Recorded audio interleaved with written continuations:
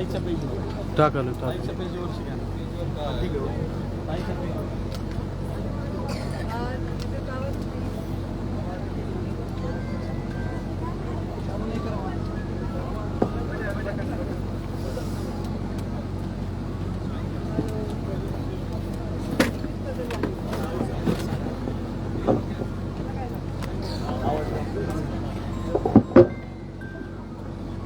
आवाज खराब आला तरी मत करा. आज चिंचाळा येथील चांगला तर आवाज आहे. चिंचाळा येथील या माझ्याच प्रचाराच्या सभेला मंचावर उपस्थित आता ज्यांनी आपल्याला मार्गदर्शन केलं ते रमेशरावजी अडसकर साहेब, मंचावर उपस्थित आमचे माजी आमदार केशव दादा, आपल्याला ज्यांनी अत्यंत अभ्यासू मार्गदर्शन केलं ते जयसिंग भैया, आमचे सहकारी ज्यांनी भाषण करता करता थोडं हसवलं सगळ्यांना की आमचे मोहन दादा, मंचावर उपस्थित राजाभाऊ,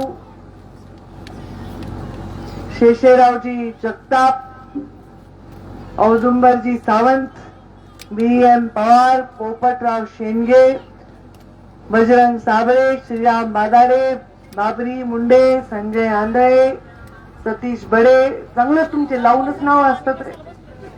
बाबरी मुंडे, संजय आंधळे, सतीश बडे, झालं काम पूर्ण.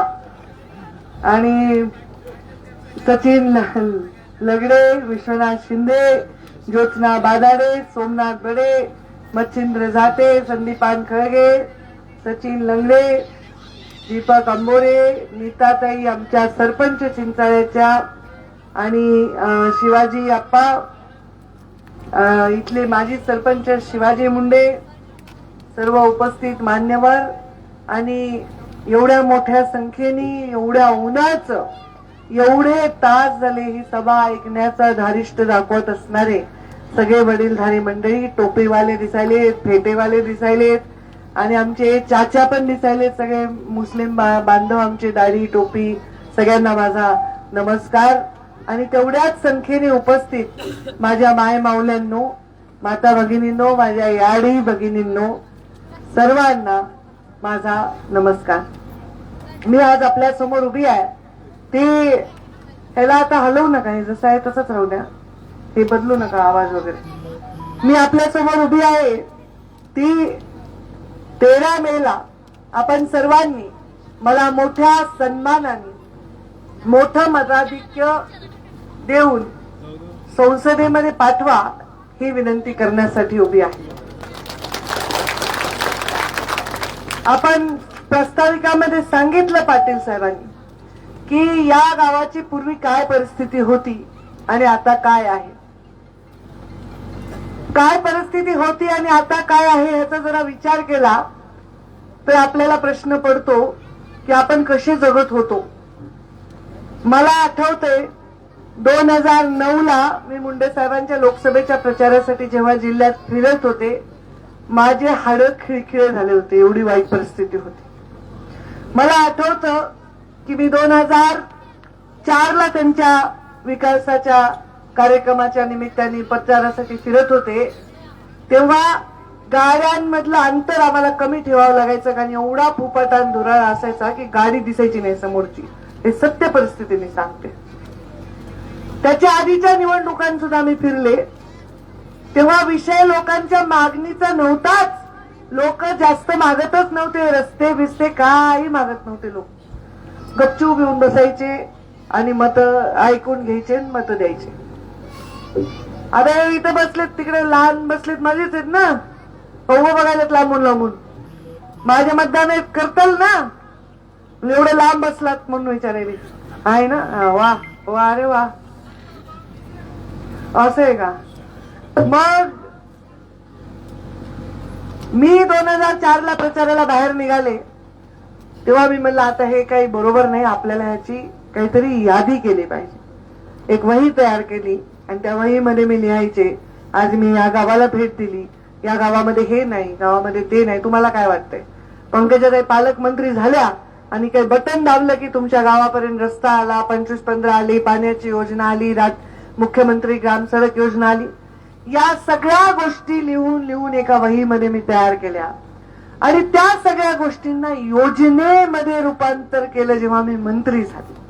जसं इथे पाण्याचा प्रॉब्लेम होता, पाण्याला बोरला पाणी नसायचं, 800 फूट 2013चा दुष्काळ आठवा, बोरला पाणी नसायचं, त्याच्या आधीची परिस्थिती आठवा, विहिरीचं पाणी खाली गेलेलं असायचं, शेंदून महिला आणायच्या, टँकरमध्ये जर पाणी आलं तर हे एवढी मोठी रांग लागलेली असायची आणि तेव्हा दुष्काळाची परिस्थिती अत्यंत वाईट होती, अत्यंत वाईट. दुष्काळामुळे अनेक लोक प्राणी पाण्याशिवाय मरत होते, अशी परिस्थिती होती. तेव्हा मी जलयुक्त शिवार योजना केली आणि मी ठरवलं होतं पालकमंत्री झाल्यावर की हा जिल्हा टँकर मुक्त करेन आणि हा जिल्हा मी टँकर मुक्त केला आणि 5 वर्ष टँकर मुक्त ठेवलं. माझे हाडं खिळखिळे झाले प्रचारात. तेव्हा ठरवलं होतं की या बीड जिल्ह्याच्या प्रत्येक वाडी, वस्ती, तांडा, गरीब गावापर्यंत रस्ता द्यायचा. आणि तुम्ही आता येता जाता जो बोर्ड बघता ना, असा आहे बघा केशरी रंगाचा, त्याच्यावर एक झोपडी आहे, असा रस्त्याचं चित्र आहे, सूर्याचं चित्र आहे. तो बोर्ड सुद्धा मी स्वतःच्या हाताने ते चित्र तयार केलंय आणि मुख्यमंत्री ग्राम सडक योजनेचा लोगो तयार केलेला. एका माणसाला 25-30 वर्ष लागतात या उंचीवर पोहोचण्यासाठी. प्रत्येक गोष्ट जेव्हा बनवायची असते, आता ही पामडी घातली माझ्या याडीने मला, ही पामडी काय एका मिनिटात बनली का? 15 दिवस विणकाम करून, कापून, व्यवस्थित रंग संगती करून मग ती पामडी बनलेली असते. आपल्याला घरामध्ये एखादी भाजी जरी बनवायची असेल तर नुसती भाजीत कढईत टाकून बनत नाही. मीठ, तिखट, लसण, हळद, सगळं मोहरी, सगळं आपण त्याला व्यवस्थित टाकलं तर त्याला चव येते. मग राजकारणाला चव ही कशी आली? तर राजकारणाला विकासामुळे चव आली. आज मला एक तरुण सरपंच भेटला आणि त्यांनी सांगितलं हे नाहीये ते नाहीये. म्हणलं बेटा, तू जेव्हा जन्मलास तेव्हा मी राजकारणाला सुरुवात केलेली आहे, काय नाही हे तुम्हाला माहितच नव्हतं, ही परिस्थिती होती. आणि या परिस्थितीला लढा देत देत आपण इथे आलो. विकास बघा चालत राहणार आहे. आज हे नाही, उद्या ते नाही. आज हा रस्ता बनवला, उद्या त्याला खड्डे पडणार आहेत. ही पाणी पुरवठ्याची योजना केली, लोकसंख्या वाढणार आहे, 2 घरं लांब जाऊन राहणार आहेत, त्यांना पण पाणी लागणार आहे. हे वाढतच राहणार आहे. पण हे कधी कोणी केलं असेल त्याचा इतिहास लिहिला जाईल. तर या जिल्ह्यामध्ये सगळ्यात चांगला पालकमंत्री म्हणून मी काम केलंय, हे माझ्या जीवनामधली सगळ्यात मोठी संपत्ती आहे. कधी कुणाच्या रुपयाची तुमची लेख मिंदी नाही, कुणाचा कब्बर चहा नाही पिला, माझ्याच बंगल्यावर बोलवायचं, माझ्याच कार्यालयात बोलवायचं, थापा मारू नका ताईच्या नावाने, कुणालाही बोलव आणि हे बघा काय पाहिजे काय पाहिजे काय पाहिजे. गावागावात ज्या पेवर ब्लॉकवर मी बसून सभा घेते ते पेवर ब्लॉक सुद्धा मी सांगितले, अरे गावाच्या चौकात चिखल होतो रे चावडीवर, लोक कसे बसतात सभेला, तिथं पेवर ब्लॉक टाका. आईची माया कशी असते आणि एखादी गृहिणी आपलं घर कसं सजवते, तसा हा बीड जिल्हा मी सजवायचा प्रयत्न केला की नाही? काम केलं की नाही? मग हे सगळे काम, तुमचं प्राथमिक रुग्णालय असेल, नाहीतर सिव्हिल हॉस्पिटलची बिल्डिंग असेल, तुमचं ग्रामपंचायत कार्यालय असेल, नाहीतर जिल्हा परिषदची एवढी मस्त टोलेजंग इमारत असेल, प्रशासकीय इमारती असतील, पंचायत समितीची इमारत असेल, हे सगळं काहीच नव्हतं ना. का नव्हतं हे? कारण हे करण्यासाठी प्लॅनिंग जी आहे ती मी किती वर्ष करत होते. अहो, मुलींची संख्या इतकी कमी होती या जिल्ह्यामध्ये.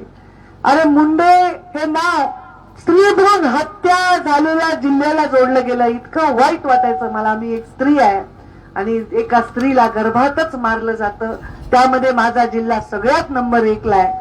आदिवासी जिल्ह्यांची संख्या सुद्धा मुलींची जास्त होती आणि माझ्या बीड जिल्ह्याची कमी होती. हे काय सन्मानजनक चित्र नव्हतं. महिला बाल कल्याण मंत्री झाल्यानंतर हे चित्र मी बदललं. आता चित्र बदललं म्हणजे काय? मुली जन्मल्या जास्त नाही, मुली वाचवल्या जास्त. चित्र बदलणं म्हणजे काय? गर्भपात रोखले, त्यांना कडक शासन करण्याची भूमिका घेतली. आणि ज्या बीड जिल्ह्यामध्ये 700 मुली होत्या 1000 मुलाच्या मागे, त्या बीड जिल्ह्यामध्ये 948 मुली झाल्या. हळूहळू ती संख्या 992 पर्यंत.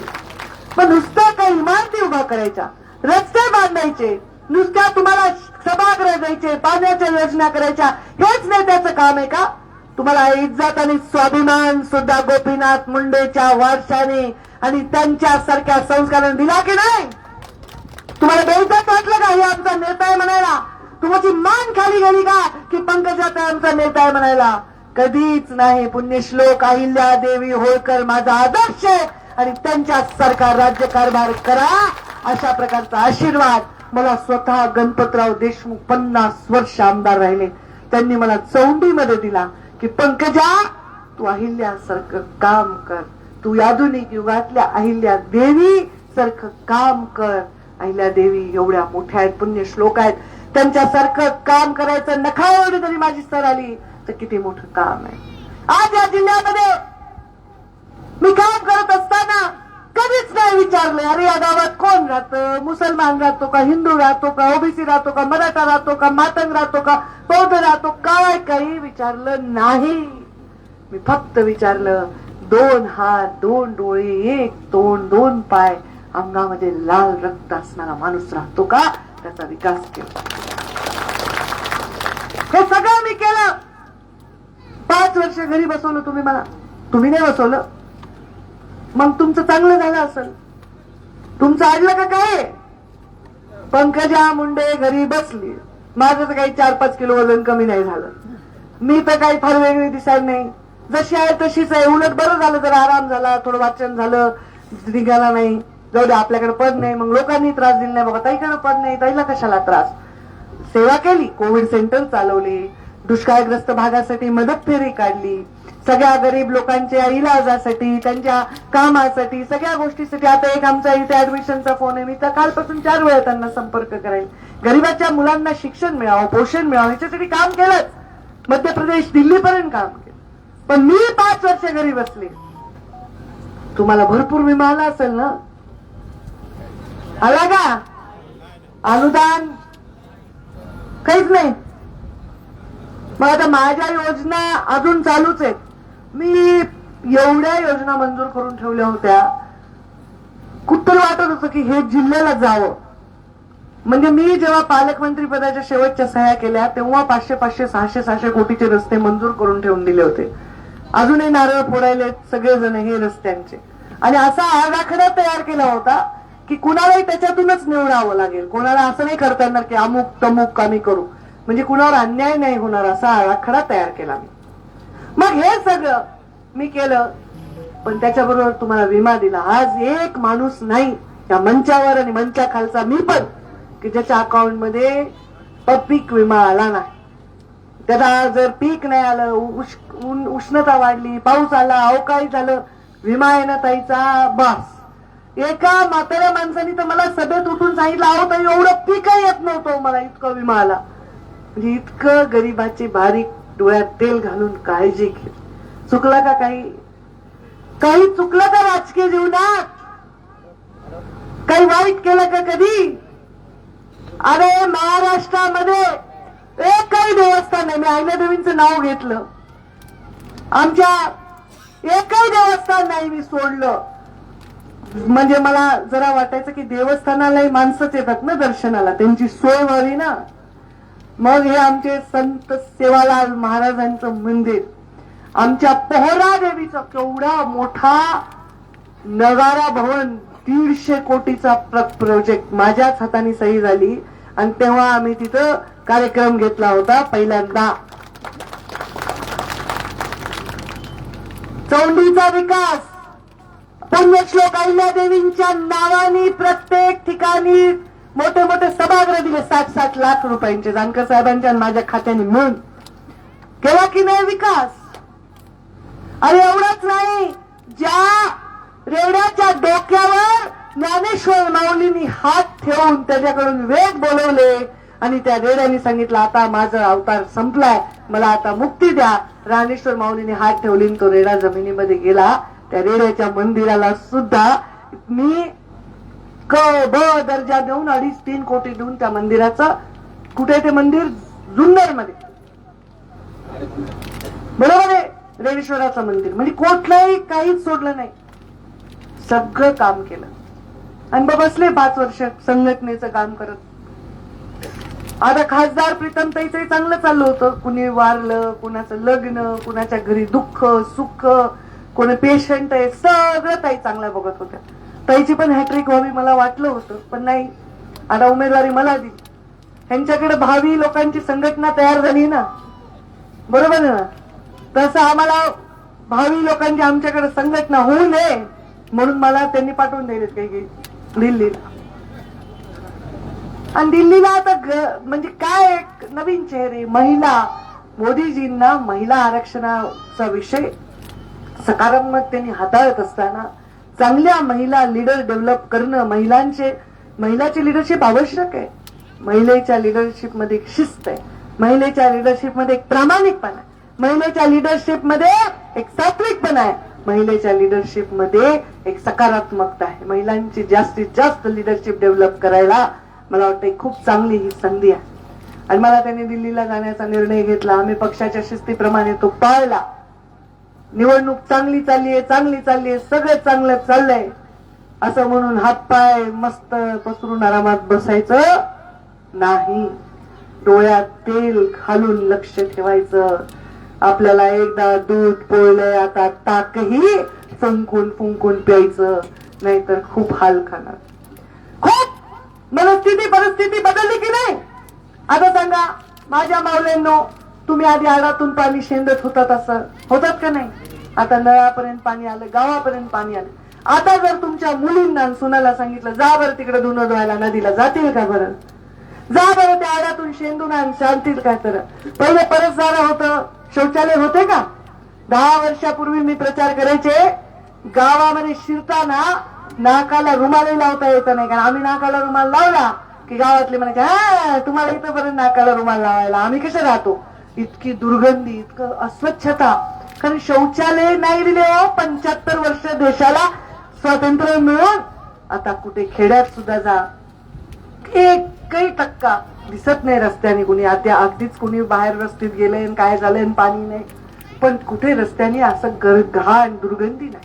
आता कोणाची एखादी तरुण तुम्हाला सून करून आणली आणि तिला म्हणलं नाही घरात शौचालय, तर मुलगी देतील का तुमच्या घरी? लोक आधी विचारतात संडास बाथरूम आहे का घरामध्ये, खोली आहे का घरामध्ये, विचारतात का नाही? आता कोण मग उलट तुम्हाला जायचं नाही ना, आडात पाणी शेंदायचं नाही ना, घरात नळ पाहिजे ना. मग राजकारणात कुठं उलट चालले? कधीपासून जाती भेदाचं राजकारण सुरू झाले. वर्षानुवर्ष लोकांनी एकच बटन दाबलं, एकच बॅलेट पेपर दिलंय, नेत्यावर विश्वास ठेवलाय वर्षानुवर्ष. आता आमच्याही पक्षाला नेता मिळालाय जो वर्षानुवर्ष या देशाला दिशा देईल, आणि त्या नेत्याच्या बरोबर काम करण्याची संधी तुमच्या लेकीला मिळाली. अरे माझ्या बापानी आयुष्य घालवलं ना. कधी सत्ता होती हो मुंडे साहेबांना सांगा बरं? कधी सत्ता होती? 4.5 वर्षाची सत्ता होती, पण तुमच्या हृदयावर आजही सत्ता कायम आहे. सगळ्या पक्षाचे लोक बॅनरवर साहेबांचा फोटो लावतात, आजही सत्ता कायम आहे. त्या माणसाच्या कष्टाने त्यांनी जोडलेल्या माणसाने ते आज जिवंत आहेत, जरी ते नसले शरीराने आमच्या बरोबर. तरी अर्ध्या ताटावरून मुंडे साहेब गेले हो. म्हणजे असं कापूर कसा देवघरात आपण लावतो, खाली काहीच उरत नाही, तसेच माझे वडील कसे गेले, देवानी नेलं, निमित्त झालं.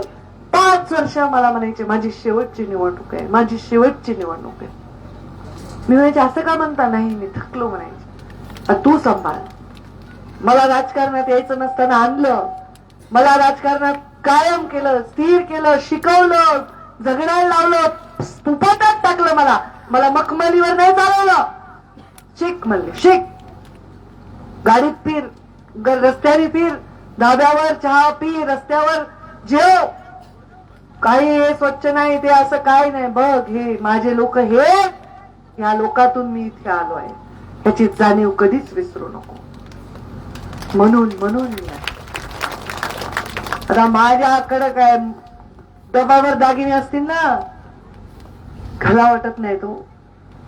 एवढ्या पैठण्या असतील ना, स्पर्श सुद्धा करा वाटत नाही. जेव्हाही मी रस्त्यावर एखादा दगड फोडणारा माणूस बघते, मला काय वाटतं मी नाही सांगू शकत शब्दात. छोटे छोटे लेकरं नागडे फिरत असतात, मळून गेलेले, ते बघते तेव्हा मला वाटतं काय या राजकारणाचा उपयोग आहे, या लेकरांना दिशा कधी देऊ. पण एक सांगते तुम्हाला, या देशात चांगल्या माणसांनी चांगल्या पदावर बसल्याशिवाय देशाला आपण या गरीब लहान लेकरांना दिशा देऊ शकत नाही. आणि हे तुम्ही पाहिलं, हा सूर्य आणि हा जयद्रथ हे तुम्ही पाहिलं. चांगला माणूस सत्तेवर बसल्यावर या जिल्ह्याचा चेहरा कसा सुंदर देखणा झाला हे तुम्ही पाहिलं. हजारो कोटीचे काम झाले पण बोगस बिलं उचलले नाही. सगळे काम, इकडे नारळ फोडलं, भूमिपूजन, तिकडे लोकार्पण, लोकांच्या डोळ्यासमोर काम आहेत. चांगल्या माणसाला सत्तेवर बसवल्याशिवाय लोकांचं कल्याण होऊ शकत नाही. म्हणून मरमर आहे माझी, मला काही कुठल्या संसदेमध्ये बसून खासदार नाव लिहिण्यात काही रस नाही. मला कुठल्या बंगल्यात राहण्यात आणि याच्यात काही रस नाही. एकच मुलगा आहे, 23वे वर्ष त्याला चालू आहे, त्याला खाऊ पिऊ घालीन एवढं माझ्या जीवनात आहे. मला काही कमवायची इच्छा नाही. कमवायचं तो नाव, कमवायचं तो आशीर्वाद आणि कमवायचं तो विश्वास आणि बनायचंय तुमचे कवच आणि कुंडल. माझ्यावर जर वाईट वेळ येऊ शकते तर तुमच्यासारख्या गरीबावर कधी वाईट वेळ येऊ शकते. तुमच्यात आणि वाईट वेळेच्या मधली भिंत बनायचं काम मला करायचंय. सामाजिक न्यायाची भूमिका घेताना कोणालाही घाबरायचं नाहीये. सामाजिक न्यायाची भूमिका घेताना सामान्य आतामिल वडार समाजाचे, टकारी समाजाचे, सोनार, सुतार, लोहार, गरीब माणसं भेटतात मला. आज इथं समाज मोठ्या प्रमाणात मातंग समाज आहे, धनगर समाज आहे, बौद्ध समाज आहे, लमाण समाज आहे, मराठा समाजातील गरीब शेताला मजुरी करणारे लोक भेटतात मला आणि मला सांगतात, ताई आमचा तुमच्या शब्दावर विश्वास आहे. तुम्ही जे बोलता ते तुम्ही करता आणि जे जमत नाही ते नाही म्हणून सांगता. थापाडे माझा स्वभाव नाही. मी राजकारणात, कोणी सांगितलं राजकारणात थापा मारावं लागतात? हो हो, तुला उद्या चंद्रावर घेऊन जातो. आता ऐकणार आहे का कोणी? हुशार झालेत लोक. आमचे वडील जेव्हा काम करायचे लहान असताना, आम्ही म्हातारे प्राय आहेत अजून काही लाल गुलाबी पेट्यावाले यायचे, बस स्टँडवर उतरायचे, यायचे. मुंडे साहेब आहेत का? नाही. कुठे गेलेत? माझ्या आईने मला 3 वाक्य पाठ करायला सांगितले होते. मुंडे साहेब घरात नाहीत, बाहेर गावी गेले आहेत, कधी येणार कल्पना नाही. 3च वाक्य मी पाठ केले होते. 5 वर्षाची होते मी.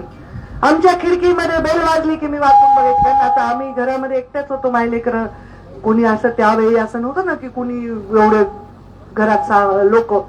मी वाकून बघायचे, कोण आहे? अमुक अमुक अमुक आहे. म्हातारा माणूस यायचा. मुंडे साहेब कधी येणार आहेत, कधी येणार आहेत कल्पना आहे. मला एवढं महत्व नाही वाटायचं की काय येत असतील बरं हे लोक बसमध्ये बसून, एसटी मध्ये, उन्हामध्ये. ते माणसं उन्हात एसटीची वाट बघत बसायचे.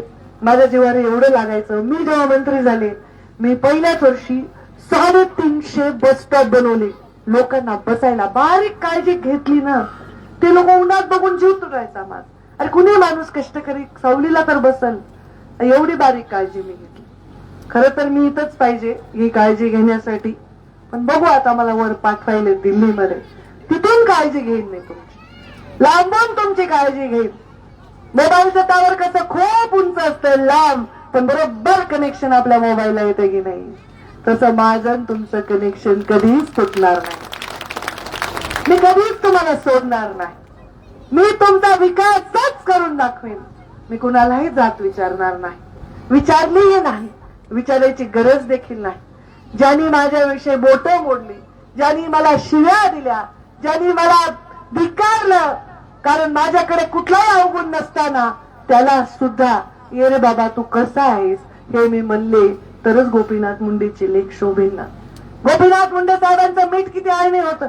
त्यांनी किती लोकांना गुलाल लावला, किती लोकांना मोठं केलं, ते त्यांना सोडून गेले. पण कधी आम्ही माघारी सुद्धा कोणाविषयी वाईट बोललो नाही, कधीच. चांगल्या माणसांनी राजकारणात राहावं, ही जबाबदारी जनतेची आहे, इथे बसणाऱ्या सर्व समाजाच्या लोकांची आहे. अरे जर मी एवढं करून दाखवले, समोरच्या उमेदवाराविषयी मला वाईट नाही बोलायचं, पण ते जिल्हा परिषदचे अध्यक्ष राहिलेत, त्यांना जिल्हा परिषदचे सदस्य म्हणून काम करायची संधी होती. त्यांच्या जिल्हा परिषदमध्ये तरी त्यांनी काही केलंय का? आम्ही आल्यानंतरच रस्ते झाले, आम्ही आल्यानंतरच शौचालय झाले, आम्ही आल्यानंतरच पाण्याच्या योजना झाल्या. आमच्या नेत्यांनी गरिबी बघितली आहे, माझ्या पित्यांनी गरिबी बघितली आहे. त्या नरेंद्र मोदींनी चहा विकलाय त्याच्याकडे तर अल्पभूधारक सुद्धा त्या बिचाऱ्याचा बाप आमच्या प्रधानमंत्र्याचा नव्हता हो. आणि कोण म्हणते गरीबाचा आणि शेतकऱ्याचा? मी गरीबाच्या लेकापोटी जन्म घेतलेल्या श्रीमंत मनाच्या बापाची मुलगी आहे. गरीब मापाच्या पोटी जन्म नाही घेतला, पण गरिबीविषयी संवेदना पोटात ठेवून जन्म घेतलाय. नुसतं गरीबाच्या पोटी जन्म घेऊन गरीबाची माया येत नसते, पोटात गरीबाच्या विषयी असलेली आत्मीयता माया करते.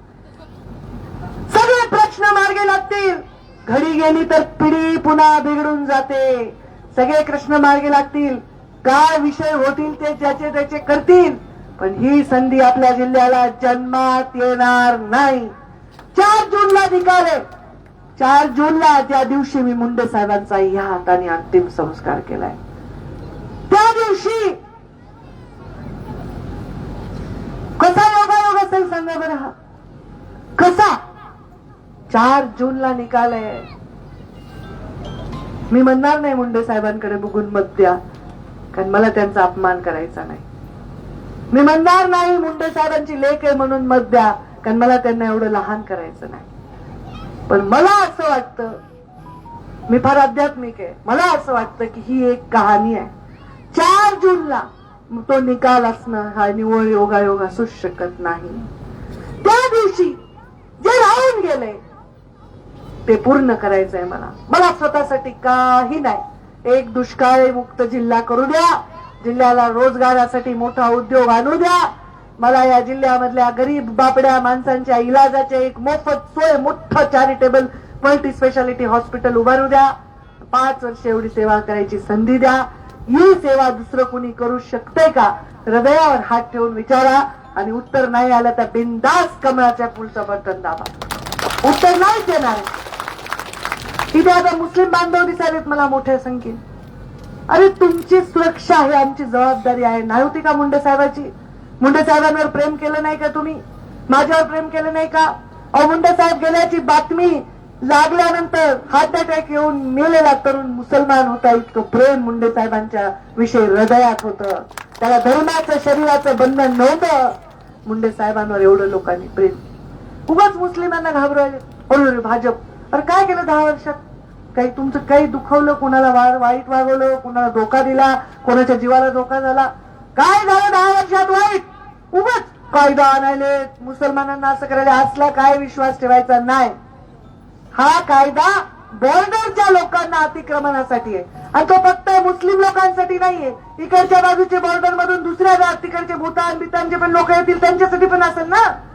हे उगाच बुद्धिवाद करून उगाच लोकांना खोट्या बोलतापा देत आहेत. मराठा समाजाच्या लोकांना अरे बापरे बापरे बापरे आरक्षण जाईल. कसं जाईल आरक्षण? पहिल्यांदा आरक्षण कसं मिळालं होतं? कुणी दिलं होतं? 70 वर्षांनी भाजपच्या सरकारने पहिल्यांदा दिलं होतं की नाही? ह्या सगळ्या गोष्टींना भूलतापांना बळी पडायचं कारण नाही. विकासाच्या मुद्द्यावर तुम्ही लक्ष केंद्रित करा. माझ्यावरची माया एवढी पातळ करू नका की मतदानाच्या दिवशी जाता लग्नाला कीर्तनाला वगैरे तेवढंच करा. काही करा, पण 100% दावा करा बघा, नाहीतर गडबड करताल. 100% तुम्हाला करायचंच आहे. ताई 100% आहे का नाही? काय लुडी लंगडी? माझं सगळं बरोबर आहे ठणठणीत. मग लीडर 100% आहे की नाही? मग तुम्ही मतदान पण 100% करा. एकही वाडी वस्ती त्यांना गावाचा अभूत 100% तुम्ही मतदान करा आणि मोठ्या संख्येने मला विजयी करा. 5 वर्ष मला सेवा करायची संधी द्या. तुम्हीच म्हणताल, जसे पालकमंत्री असताना केली तेव्हा अजूनही आठवण काढता. तुम्हीच म्हणताल की आमच्या पंकजा ताईसारखा विकासच कुणी केला नाही. मला तर माझे कार्यकर्ते सांगतात जुने की ताई साहेब उपमुख्यमंत्री होते हो, पण तुम्ही फार विकास केला. कस काय? मी म्हणलं मी बाई आहे आणि ते पुरुष होते. वाघीण म्हणता ना तुम्ही मला. वाघिणीचं कसं आहे, ती शिकार केल्यावर खाऊन टाकून नाही ठेवत. ही शिकार करते आणि थांबते तिचे पिल्ल आल्याशिवाय, तिचे छावे आल्याशिवाय, तिचे बछडे आल्याशिवाय, त्यांना खाल्ल्याशिवाय ती शिकार सोडून जात नाही कोला कुत्र्याने खाण्यासाठी. बरोबर आहे? तसं माऊलीचं मन आहे. जेव्हा मी विकास केला तर मी बारीक गोष्टीत लक्ष दिलं स्त्री असल्यामुळे, आणि हे फरक असतो. आणि तो असल्यामुळे तुम्हाला दुधावरची साय जशी असते तसा विकास मिळवून देण्याचा मी प्रयत्न केला. कोणाचे वैयक्तिक स्वार्थ परमार्थ नसतील कमी जास्त पूर्ण झाले, केलेच आहेत. परंतु पण आता सार्वजनिक विचार करा, जिल्ह्याचा विचार करा. माझ्यावर माया जशी करता तशीच करत राहा. कसंही करून 13 तारखेला लेकी बाहेर गेल्या असतील म्हणजे सासरी नांदायला, तर त्यांना माहेरी 2 दिवस बोलवा. सून गेली असेल माहेरी तर 13 तारखेला वापस बोलवा आणि मतदान करून घ्या. जराही चुकू नका. मी पण चुकणार नाही, तुम्हीही चुकू नका. मी पण थकणार नाही, तुम्हीही थकू नका. मी पण रुकणार नाही, तुम्हीही रुकू नका. मी थकणार नाही, मी रुकणार नाही. आणि मी कुणासमोर कधी झुकले नाही, झुकणारही नाही. तुम्ही पण झुकायचं नसेल तर आपल्या स्वाभिमानासाठी 13 तारखेला मतदान करा. तुमच्या या लेकीला बळ द्या. तुमच्यासाठी शेवटच्या श्वासापर्यंत मी काम करेन. हे लेकरं तिथे लहान लहान पोरं फोटो काढताना माझे बॉडीगार्ड उगाच सरक तिकडं, आणि मी माझ्या आर्यमनपेक्षा लहान पोरगे ते काय सरक कर इकडे बेटा तू फोटो काढ. माझ्या आर्यमनपेक्षा काकांवर जास्त माया मी समाजाच्या लेकरांवर केल्याशिवाय राहणार नाही. समाज म्हणजे जात नाही बरं का हो मीडियावाल्यांनो. समाज म्हणजे समाज. माया केल्याशिवाय मी राहणार नाही, हा वचन तुम्हाला देते. आणि 13 तारखेला माझी ओटी भरा मतदानाची एवढी हक्काची मागणी करते आणि माझ्या वाणीला विराम देते. धन्यवाद. जय हिंद, जय महाराष्ट्र. छत्रपती शिवाजी महाराज की धन्यवाद ताई साहेब. महामानव डॉक्टर बाबासाहेब आंबेडकरांचा, लोकशाही अण्णाभाऊ साठेंचा, पुण्यश्लोक अहिल्यादेवी होळकरांचा, क्रांती ज्योती सावित्रीबाई फुले आणि क्रांतीसूर्य महात्मा फुलेंचा, महाराजांचा, मच्छिंद्र बाप्पा घाटे